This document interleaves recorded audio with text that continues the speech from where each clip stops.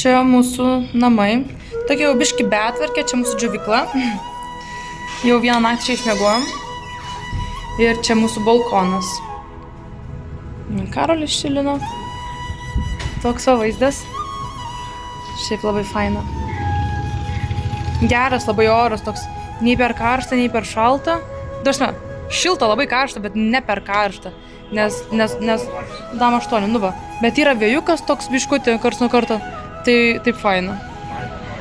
Einam gatve ir moteris audžia tradicinius nepalietiškus visokius dalykus.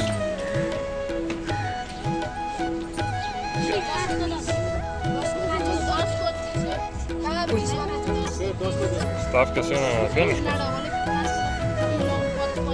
Ai, čia stato ant kas atsivers, man atrodo, ir meta kauliuką. Jaukus pasivaikščiojimas prie ežero.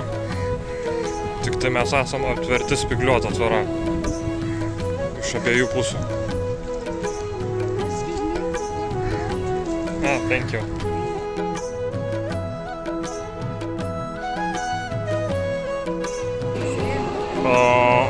Karli, pažiūrėk, žmonės kojomis. Apžvalgos ratas arba kitaip tariant Vemalų ekspresas. Prasme, kartais būna toks greitis, kad dabar vėl stabdo. Gal kažkas apsivėmė? Gal.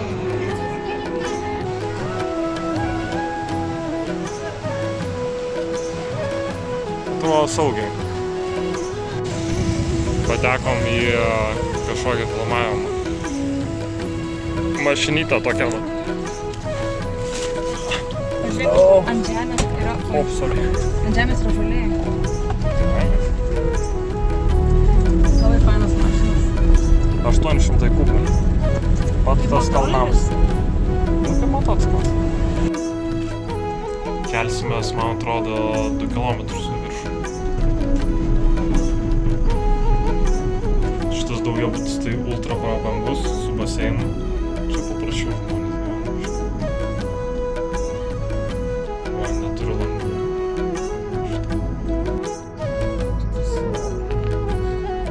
Mes va gyvenam kalną. Čia Buivolas vidai. Tokioj vietoj.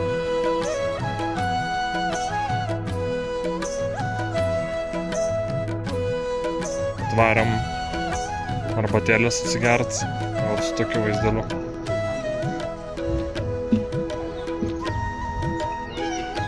Įdomu, kokio aukščio tie kalnai.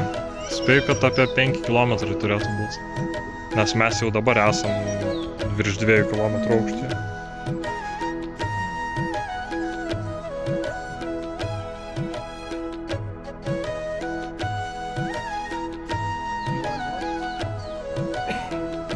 Vat pasižiūrėjau pačią džipitinau, kad šitas kalnas Anapurna yra 10 pagal aukštį pasaulyje ir yra pats mirtingiausias iš 8000 metrų aukščio kalnų. Tai palyginimui, jeigu Evereste miršta mažiau negu 1% įkopiančių žmonių, tai šitą kalną miršta tarp 15 ir 30%. Kosmosas. Žmonių, tai pagal skirtingus šaltinius, tai čia yra crazy. Įsivaizduok, tu lipi ir žinai, kad maždaug 1 iš 3 šansas mirti. Ir vis tiek kopi. Dėl to daug labai ledo griūčių ir sniego lavinų. Ir šiaip labai status kalnas.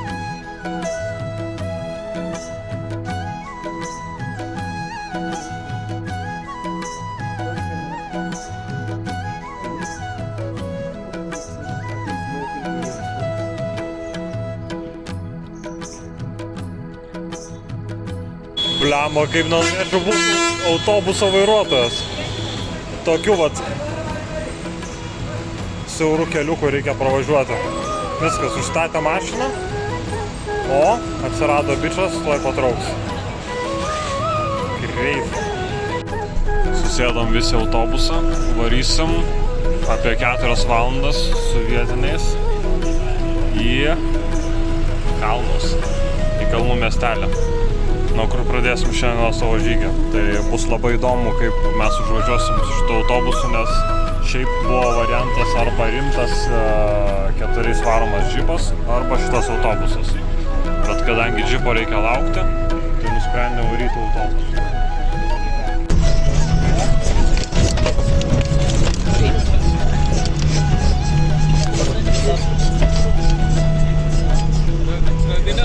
Ramus pasivažinėjimas autobusu.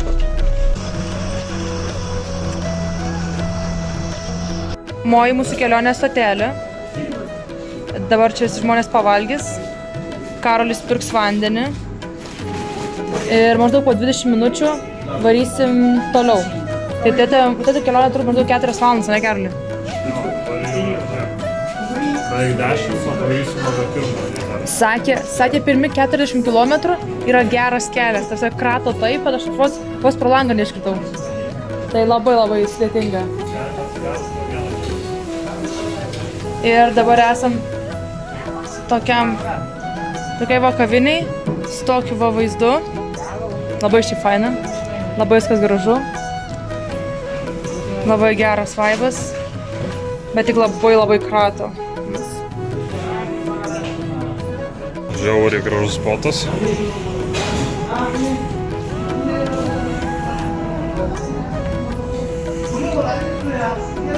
Kur čia įsitaisai? Vaizdelis geras. Pirmas mūsų sustojimas.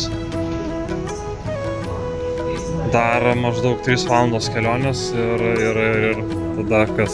Tada papietausim ir varysim 4 maždaug valandas šiandien. Toks nebus labai ilgas haikas, pažiūrėsim kaip laikys kojytės ir keliai. Žiūrėsim, nes po 2 parų kelionės su autobusu ir lėktuvu, tai mano keliuose prasidėjo uždegimas. Šiaip metus jau laiko nebuvo man šio dalyko, labai keista, nes kadangi į džymą turėtų to nebūti, bet kažkodėl atsitiko, tai kelionė jau pradedu nuo tepalo. Tai man jau skauda kelius, mes dar net nepradėjome eiti. Tai aš nežinau, kaip čia man seksis, tai dabar tepu kuo daugiau kelius ir turim Vintadą. Ir labai daug nuo skausmo vaistų, kurie yra prieš uždegiminiai. Tai galbūt pavyks sutvarkyti uždegimą per šitas kelias valandas. Žiūrėsim. Tikėkimės. Kol kas savo gidui nieko nesakėm, kad aš esu biškį validė. Nešam visus daiktus Karolis, čia mano visi daiktai. Tai nežinau, man svarbu užlipti kažkaip, nežiūrėsim. Jau ką samdysim porterius, kurie tave neš kaip krovą. Jeigu ką neužneš, arba tiesiog eisim iki artimiausių miestų ir bandysim gaudyti džipą ir važiuoti namo, arba aš viena važiuosiu namo, ar Karolis toliau eis, nežinau. Kaip nors.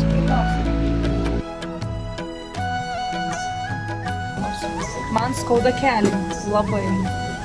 Man neskauda kelį. Jam pasisekė. Man tai trauma yra, ir dėl to man yra šita problema. Aš noriu valgyti, bet gavę man neleidžia snacksų. Tai valgyk. Aš nesakiau, kad neleidžiu. Sakai, negalima dar. Tik pirma diena, mes turim tik 24 vienilus snacksų. Tai mes net nepradėjom, tai man tu nori snekėt mūsų stešą. Nors mes pasiėmėm vakar tiek snacksų, kad net netilpo į kuprinę, teko palikti viešbutyje. Tai reikėjo pasimti kelionį tada, jeigu tu jau toks. Tai mes galėtume atsidaryti parduotuvę, jeigu turėtume dar daugiau. Galėtume pardavinėti turistams. Tu labai nori valgyti, tai pasimk šokoladą. Nepasimk, neim geriau. Jeigu to neužteksim, jeigu striksim kalnuose, neužteksim maisto. Gedame, mes ten galim pradėti naują gyvenimą su tiek maisto. Nematau, čia ar grikiai, ar grūdai kažkokie.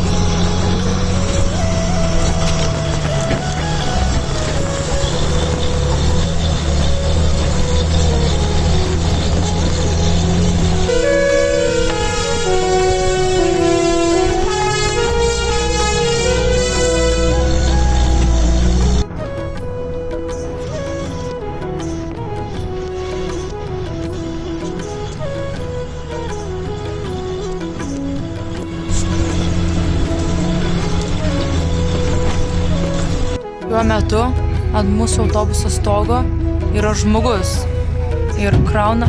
Va. Girdisi, kaip jis vaikšto ant stogo. Ir jis krauna daiktus ant stogo ir nežinau, gal pats važiuos ant stogo. Bet kol kas tiesiog krauna daiktus.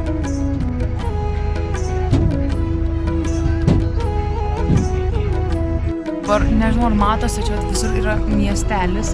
Dabar bandom prasilenkti su autobusu. Va taip. Neįmanoma prasilenkti, čia įmanoma. Kaip čia? Čia šone dvivis, taip? Patys.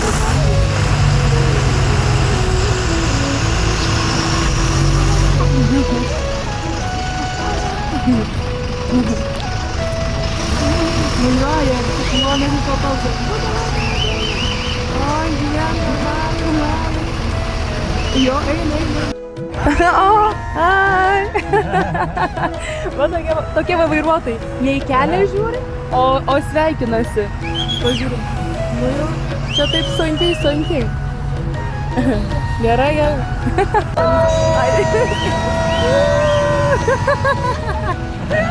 Mes filmuojam jo.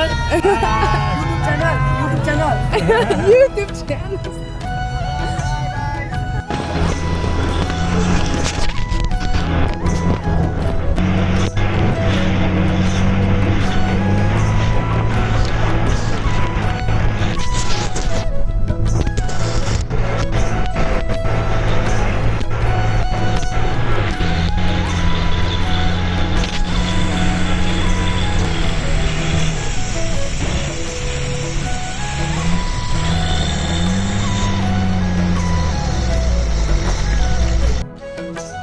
Atvažiavom į pirmą stotelę, tiksliau nuo čia pradėsim kelionę, važiavom visą kelią su autobusu. Ir aš jau užsidėjau bintą ant kojos, tai skauda koja. Labai tikiuosi, kad viskas bus gerai, kad praeis skausmas, pririjau belė kiek vaistų. Tu kas kelias valandas tikriausiai gersi nuo skausmo vaistus. Visi yra kaip ir priešuždegiminiai, kaip ir turėtų nuimti tą skausmą. Karolis va lazdas bando sureguliuoti. Tai va, tai... Nu, šiandien sakė, lytas tai 4 valandos ėjimo, tai turėtų būti kaip ir gerai. Max 4. Nu, su mano ėjimu gali būt, kad bus ilgiau, nes aš jam dar nesakiau, kad man problemas yra su koja. Bet manau jau metas pasakyti. Nu, pamatysi mano kojas, kad yra sužiniota. Tai kaip tavo kelionė autobusu? Išlipau iš autobuso, drebėjo rankos. Labai šiaip baisu. Tikrai. Aš šiaip nesu tokia bailiukė ir aš nebijau tokių dalykų, bet man buvo žiauriai baisu. Jo, tai ekstremaliausia kelionė, realiai, nemalona, ekstremaliausia kelionė su mašina. Su autobusu. Bet kokia keturatė transporto priemonė. Atrodė, kad prieštarauja mūsų kelionė fizikos dėsniams. Ir realiai tokie statumai netikėtina. Kaip manoma užvažiuoti čia su autobusu? Nežinau. Kitoje dalyje pradėsime savo kelionę į Himalajų kalnus.